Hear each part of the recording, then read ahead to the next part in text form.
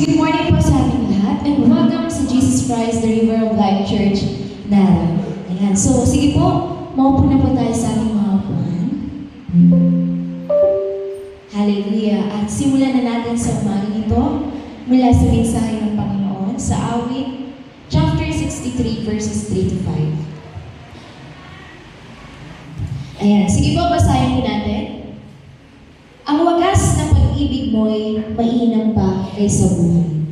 Kaya pupurihin kita, O Diyos at palarangalan. Habang ako'y nabubuhay, ako'y magpapasalamat, at ako'y dadalangin na kamay ko'y nakataas. Itong aking kaluluwa ay tunay na masasiyahan, magagalak na umawit ng papuri iyahan. So, from the first verse, nakikita natin sa verse 3, sabi dyan, ang wagas na pag-ibig mo'y mainam pa kaysa buhay. Kasi aalihin natin that we have life, pero hindi naman tayo mumuhay sa pag-ibig ng Diyos. Kasi darating sa point na parang ang life is meaningless without the love of God. Doon mo makikita yung tunay ng purpose ng life, yung tunay na halaga ng buhay, kapag naroon tayo sa pag-ibig ng Diyos. Kaya higit sa lahat, ang wagas po, hindi yung buhay na meron tayo, kundi yung pag-ibig ng Diyos. Kaya napakahalaga in everything we do it with love, di ba? Kaya sa pagpuri natin, sa pananalangin natin, sa pagsamba natin, ay mayroong pag-ibig at ang pag-ibig na yan ay nagmumula sa Panginoon. Kaya may pag-ibig ng Diyos higit pa sa lahat ng bagay na meron sa mundo ito. Diba? So kaya kapag may pag-ibig ng Diyos sa ating mga buhay, doon natin tunay na mararamdaman, di ba? Yung ligaya, yung tuwa, tuwing tayo po ay pupuri at sumasamba. Sabi dyan, habang ako ay nabubuhay, ako ay magpapasalamat at ako ay dadalangin na kamay ko ay nakataas. Diba? So, ibig sabihin, kaya po tayo dito sa church para sambahin at purihin po ang Diyos, para masalamatan. Kaya every time na tayo po ay nagpapasalamat, pupuri at sumasamba sa Diyos, nakataas ang mga kamay. Kasi, diba, pag tinataas sa atin ang ating mga kamay, it is an act of surrendering. Diba? Na ibig sabihin na kinikilala natin na yung sinasamba, pinapasalamatan, pinaparangalan natin ay kataas-taasan. Kaya nga yung mga kamay natin nakataas, di ba? It is an act ng paggalang. Di ba po?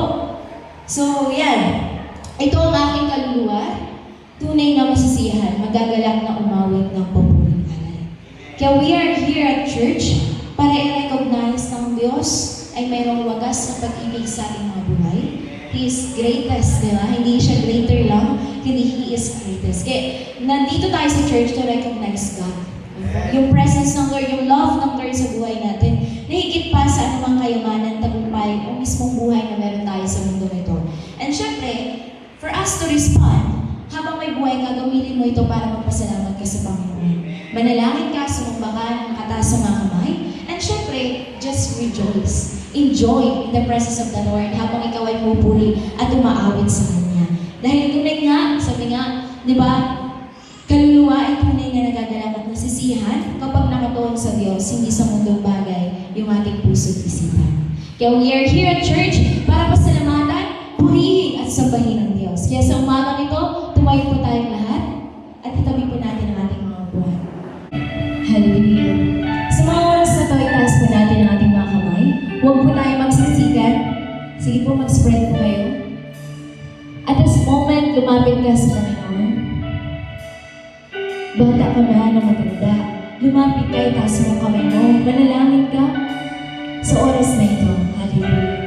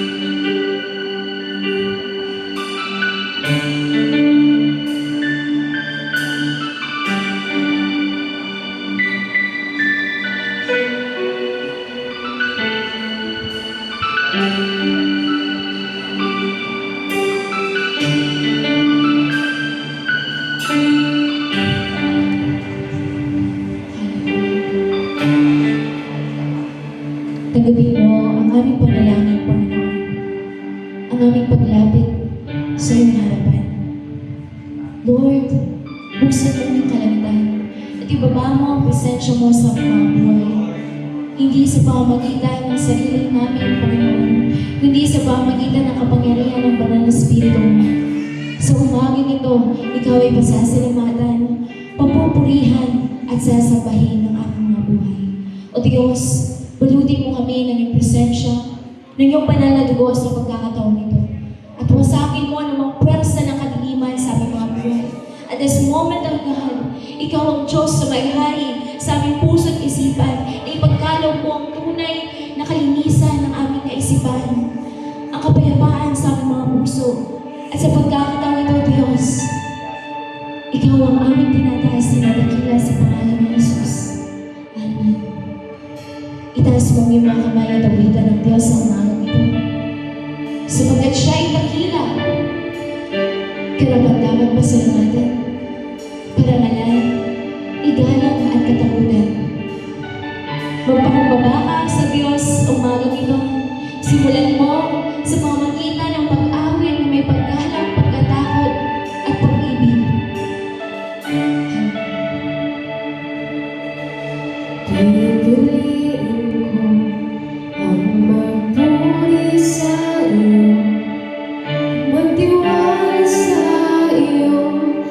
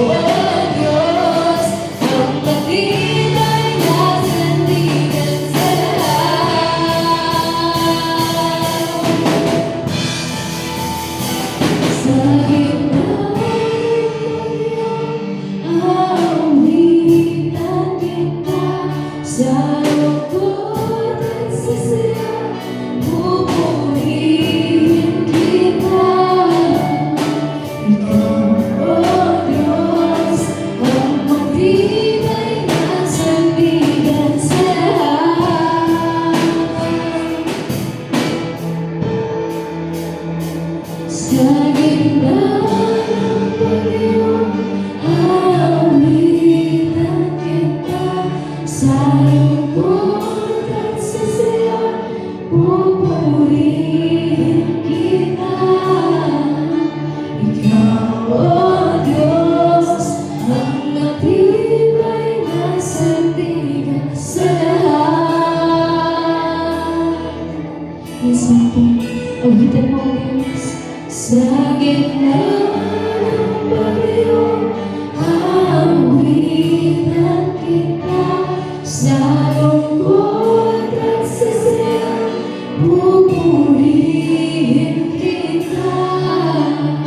Ikaw, O Diyos, ang matibay na sandigan sa lahat.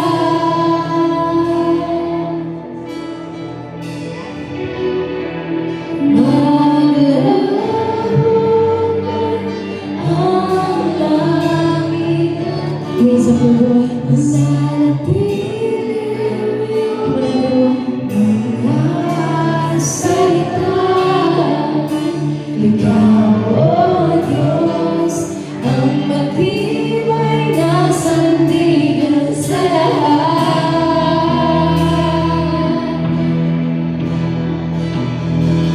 Sa gitna ng bagyo, aawitan kita.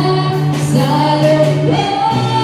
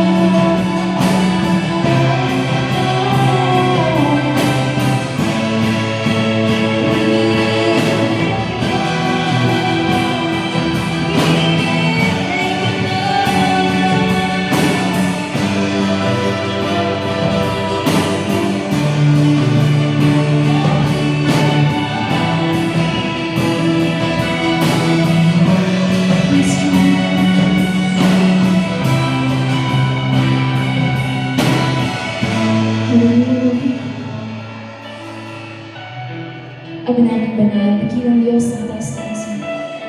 We thank you so much for your grace and love sa aming mga buhay. Lord, tunay na binuksan mo yung kalalitan at ibubuhos mo ang presensya mo, ang pagpapala mo, ang apoy mo sa aming mga buhay at sa apat na sulok ng lugar na ito, Panginoon, ay tunay mong babalutin ng banal na tulong. Aalisin mo sa apat na sulok ng lugar na ito lahat ng pwersa ng kaaway, pwersa ng kadiliman sa aming mga buhay, lahat ng tinanim ng mundo sa aming mga buhay, O Diyos. Every worldly thoughts, malign spirit, negativity, O God, ay aming kinagapos, winawasak at tinatapon sa aming nagtatakbo in the name of Jesus Christ. And Lord, we ask for your most precious Holy Spirit to move in this place, in our life, to touch us by your presence, to flow your anointing, Lord. Hallelujah. Buksan mo ang iyong kalangitan at tanggapin ang aming pagbuhay at pagsamba sa iyong pangalan. Panginoon, tunay na ang wagas sa lahat ng bagay. Hindi ang kayamanan ng mundo ito. Hindi ang talino, hindi ang pera, hindi ang tao, kundi ang wagas mong pag-ibig, O Diyos. At narito kami through your love and